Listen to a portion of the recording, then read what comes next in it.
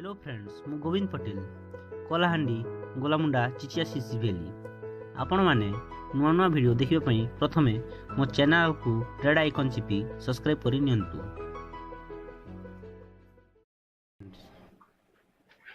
DGP installation रो गुटे problem आसुची।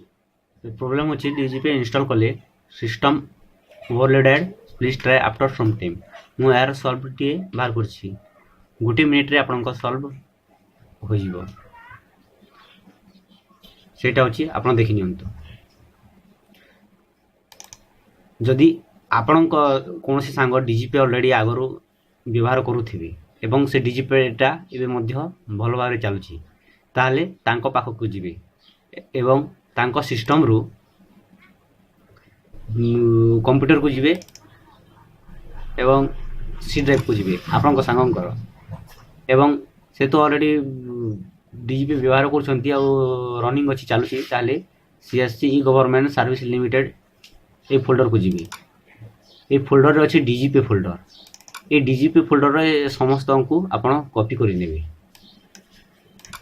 ए folder को copy करि नेबे आउ तांको आपण को सांग करो से पीसी रे गोटे एक्सटर्नल डिवाइस कनेक्ट करिवे जो कि मु ऑलरेडी कनेक्ट कर निची ए जी ड्राइव टी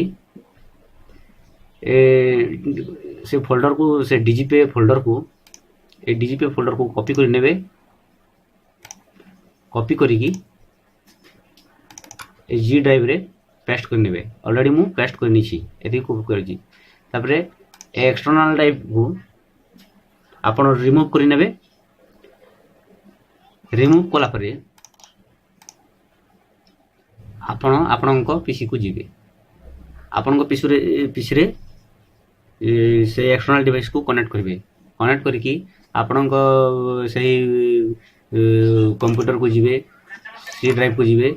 आपण भी तो इंस्टॉल करथिबे तो इंस्टॉल करथिले से CSC government service limited folder थिबो से फोल्डर रो आपण को डीजीपी फोल्डर को डिलीट कर देबे। डिलीट करिकी से जो एक्सटर्नल डिवाइस रे थिबो ए एक्सटर्नल डिवाइस रो ए डीजीपी को कॉपी करिकी बा कट करिकी मूव करिकी एतरे पेस्ट कर देबे। से आपन कोटा आगो पहिला डिलीट कर देबे। पेस्ट कला परे आपन पुनी डीजीपी को रन एडमिनिस्टर करिवे। जते बेले रन एडमिनिस्टर करिवे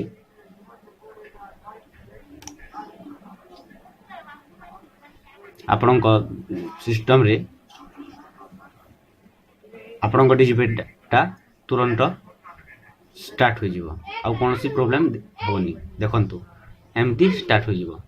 एथरा आपन को एतरे आधार कार्ड देखि आपन को सीएससी आईडी देखि आपन को डीजीपी टा चलाई परिबे।